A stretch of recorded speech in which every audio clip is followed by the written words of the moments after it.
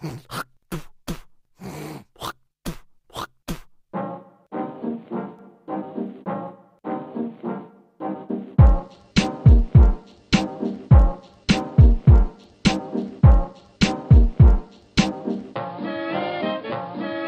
genul de om care mă piși în liftul tău, bagabondul, natural fac rău. Dai vina pe copii că fac tot ce e rău, țeapă. Eu mă piși și a început să-mi placă. Spui că sunt un nenorocit, sunt omul din lift, mereu fericit.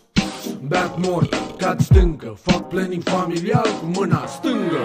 Ce știi mai bine de la tatăl tău? Bagă două degete pe gât când ți-e rău. Nici o activitate în general. Vin acasă, în ultimul hal. Munca de birou îmi face rău încă. Angajez secretară cu gura pungă. Munca-i frumoasă ca femeia, evident la vârsta treia. Dacă înțelegi asta, pe muzica mea poți să-ți bați nevasta. Munca-i frumoasă ca femeia, evident la vârsta treia. Dacă înțelegi asta, pe muzica mea poți să-ți bați nevasta. Suplu de nevoi? Na, de nevastă. Baby, când te văd îmi rămâne flască. Mă pun în capul la masă, mâncați capul la pește. Sunt tată de familie, cel ce vă iubește. Copiilor le beau alocația, părinților mei le beau pensia. Vreți să vă ia tata ceva? Sugeți din tata cu porția. Viața e frumoasă, munca e periculoasă. Beau și conduc, vreau să ajung acasă. Vine 2000, îl aștept de mult. Poate că femeia va munci mai mult.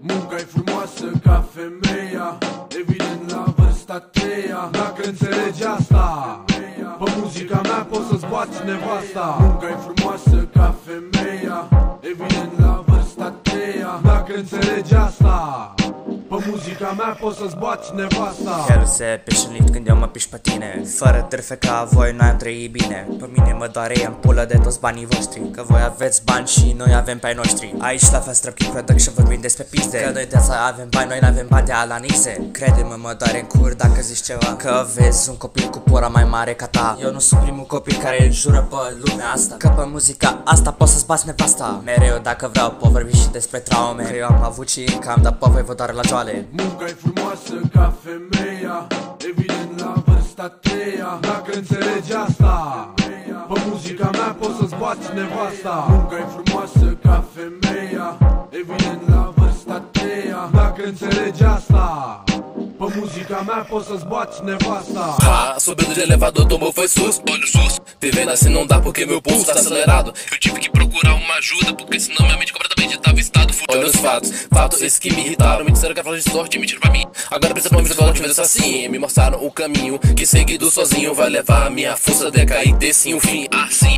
Minha busca pela força não acaba. Minha vida não tá fosca, ela tá fortificada. Só que nesse elevador todo mundo tem um andar. A vida que segue diz que a vida quando você perde também se acaba. Yo. Munca-i frumoasă ca femeia, evident la vârsta treia. Dacă înțelegi asta, pe muzica mea poți să-ți bați nevasta. Munca-i frumoasă ca femeia, evident la vârsta treia. Dacă înțelegi asta, pe muzica mea poți să-ți bați nevasta.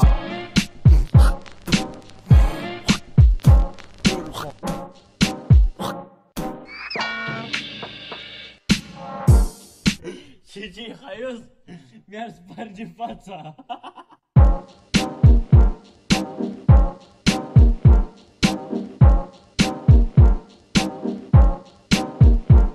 Să mor dacă înțeleg ceva.